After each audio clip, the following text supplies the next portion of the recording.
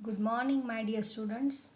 Today I am going to explain you chapter number 4, that is how the traders became the rulers. Britishers came to India for trade and they became our rulers. You can see over here the map is given, and pink color in 1798. You can see over here the pink color, Bihar, Assam, Bengal. Here this side they Britishers were ruling our India. Now you can see purple color, in which year? 1805. Wherever you see the purple color, British rule was there in our India. Mysore, Madras, you can see over here this purple color, they were ruling in our India. Green color in 1836, you can see over here green color near Mumbai, Bhopal, here few areas of Gujarat. Up here this side near Nepal, you can see this here green color wherever is there. In 1836 the Britishers used to rule our India. Now yellow color in 1856, in the year 1856, you can see over here the northwest part of India, Khandar, Naresh, Peshawar, Kabul, Afghanistan, this area was ruled, Ayodhya was ruled by Britishers. Now I will explain you the chapter. You see over here the children were engrossed in reading the story of two cats and monkey during the recess. On reading this story, Jay and Mitali were making fun of each other. Their class teacher, who was sitting beside them, said, "Children, this too is a policy. The third party takes advantage of a quarrel between the two. When two are fighting, the third one takes the advantage of their fight. The British had expanded their empire in India. With such a policy," Jay asked, "Sir, how is that possible?" The class teacher replied, "Let us go to class and there I will explain about how the British came to India and established their rule over the Indians." By the mid of 18th century, you can see over here, in which century beta? 18th century, the British had started to emerge as a strong power on the Indian political horizon. Do you know that the British came to India only for trade? Initially, they took permission to trade in Indian states. Then how did they become the rulers of the entire India? We will see this in this chapter, that how they started ruling our leaders. The history of the British rule arouses many such questions. To serve their economic interest, they increased their political hold on India with the use of British diplomatic tactics. Wellesley's policy of expansion. Now see the first policy of Wellesley. When Wellesley came to India as a Governor General, he was a Governor General of India. Cutthroat competition existed between England and France. It was necessary to check France from becoming powerful in India so as to expand the British rule in India. Wellesley introduced a new plan which was known as subsidiary alliance. Which plan was made by Wellesley? The name was subsidiary alliance. As per the scheme, any princely state that accepted the alliance had to keep and maintain the British army, as well as keep a British representative in the royal court. In the policy, what they have to do? In any princely state that accepted the alliance had to keep and maintain the British army. They have to compulsory maintain the British army, each state, as well as they have to keep British representative in the royal court, one person as a representative in the royal court. This way the British could maintain their army without spending any money.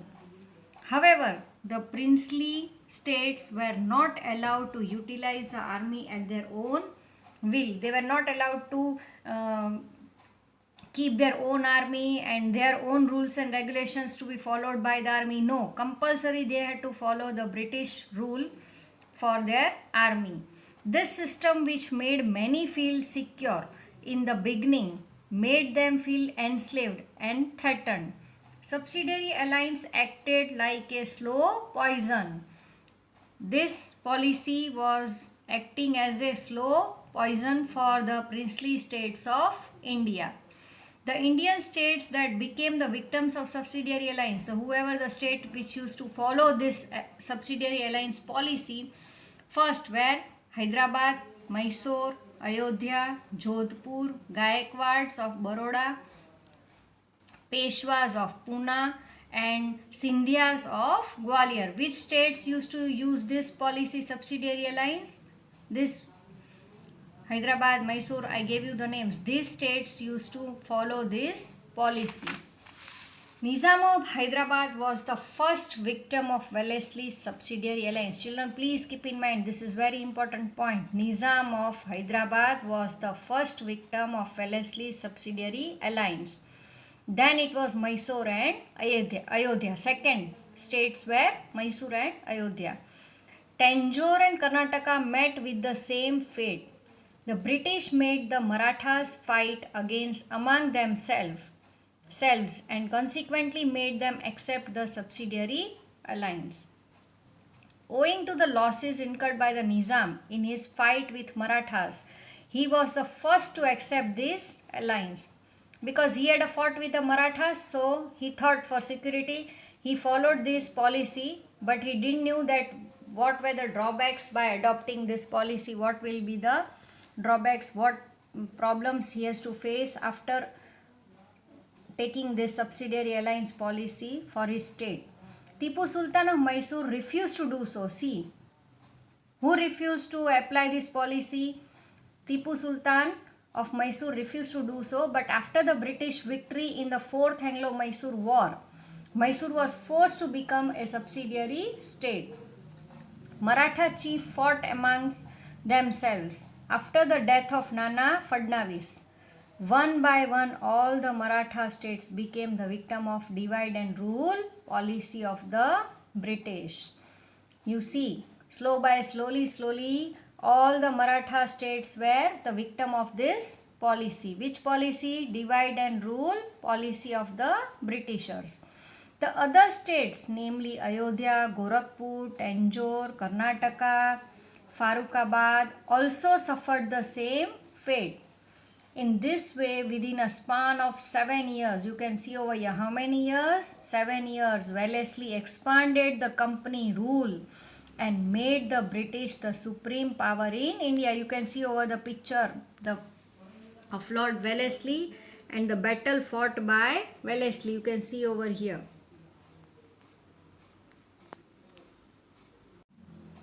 Now see children, you can see over here the map is given that which states that accepted the subsidiary alliance. You can see over here the names of the states are given. That maximum part of India is covered with the policy subsidiary alliance. They are following this policy. Now you can see over here how the expansion of the British rule in India was succeeded. After finalizing the subsidiary alliance treaties with Mysore, Nizam of Hyderabad and Maratha chieftains, the British moved towards northern part of India. Now southern part was covered. Now they shifted to the northern part. They entered into a treaty of friendship with Nepal, sensing a threat from it. They fought many battles to secure the frontiers. Friendly relations with the Sikh king, even in the Punjab side, Sikh king, Maharaja Ranjit Singh helped them to win the battle with the Afghans and establish their rule in Sindh. The British had an ambition to capture the Sikh kingdom, which was a very powerful kingdom, but they could not do so as long as Maharaja Ranjit Singh was alive. He didn't give his kingdom in the hands of Britishers. So they kept friendly relations with Maharaja Ranjit. Ranjit Singh was a strong ruler of that time. He had set up a strong army with the help of European officers. You see, whose help he had taken, Maharaja Ranjit Singh? The army of Europeans, officers for the protection of his state. He had attended victories over many nearby states. After his death, Punjab suffered anarchy. Now Punjab was suffering. Governor General Sir Henry Hardinge came to India and brought the Sikh rule completely under the British rule with policy of interference and annexation. See, now second policy came. The policy of interference and annexation. Dalhousie's policy of annexation. Whose policy, children? Dalhousie's policy. And that policy was of Wellesley. Subsidiary alliance. Now we go to the next policy, that is policy of annexation by Dalhousie. You can see over here the picture of Dalhousie. The aim of Wellesley's policy of expansion was to enslave the native kingdoms without using much of the British resources. The states that accepted the subsidiary alliance considered the British as their friends. Eventually, in the absence of internal and external threat, they became irresponsible and their administration started deteriorating. Now, they were fed up with the subsidiary alliance. Many states were having problem. So, now they were ready to accept this policy given by Dalhousie. The outcome of the conspiracy of the British was the anarchy in many princely states. The Indian rulers got trapped in it. Now again they got trapped in this policy. The British got an excuse to start interfering into the internal affairs of these states on the pretext of putting an end to the anarchy. They annexed many states under the same excuse. Thereafter, Burma and regions of Punjab were also annexed. If the king died without a son, listen children, what was the rule of this policy? Dalhousie's policy of annexation. If the king died without a son, suppose if the king who died has no son, his state was annexed. In this way, Satara, Jhansi, Nagpur, etc. became the victims of policy of annexation. Dalhousie aimed at helping the British traders to make huge profits from the trade of tea, coffee and cotton by capturing the areas that produce these commodities on a large scale. Now see what he did, Dalhousie. He started capturing the places which they had a huge profit from the trade of which items? Tea, coffee and cotton. To consolidate the British rule in India and to run the administration smoothly, many changes were introduced by Dalhousie in India. He started changing the rules and few policies, rules, because to take the maximum states of India. During his tenure, the first railway line was started. See children, first railway line was started between Mumbai and Thane. Very important point, keep in mind. Anytime it may come in your competitive exams that first railway line was started in India from Mumbai to Thane.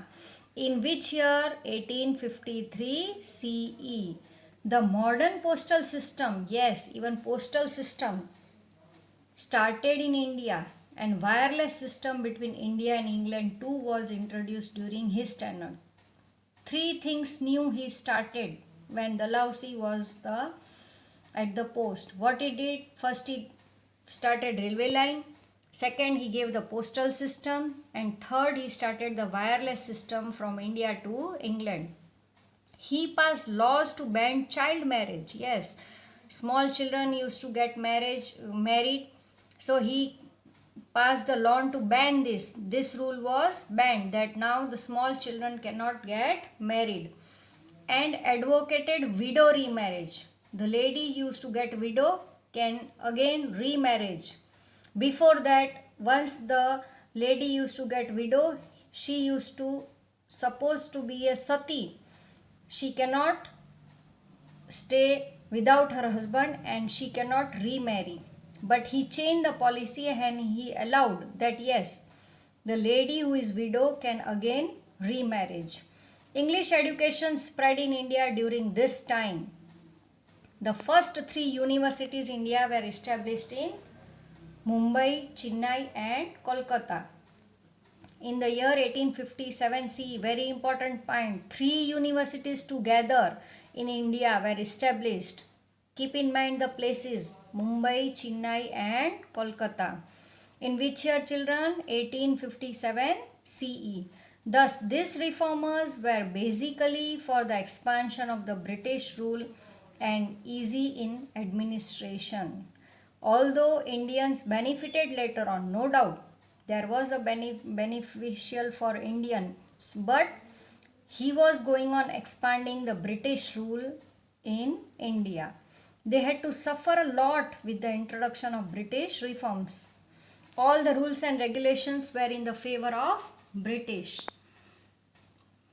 Dissatisfaction of the people. Now see how the people were dissatisfied with this policy, subsidiary alliance as well as policy of annexation. Now see, after the policy of subsidiary alliance, Dalhousie's policy of annexation shook the whole nation terrible.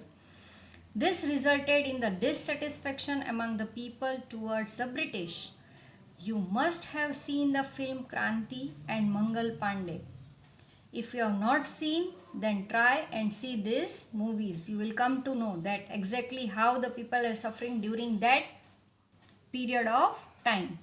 At this time, the people were surprised under the dictatorial regime of the British. In addition to that, the reformers made by Dalhousie added fuel to the fire. Different people reacted differently to railways, facilities of post and telegraph and Western education. Orthodox people felt that the British wanted to destroy their culture. You know, people were totally orthodox, and this free atmosphere, Western education, this facility, so people used to think that our culture is going to destroy by following this type of rules. The reformers done by the British were basically for running the administration smoothly. The dissatisfaction of the people had reached a point of saturation, and they were in the state of rebellion, which resulted in the freedom movement of 1857.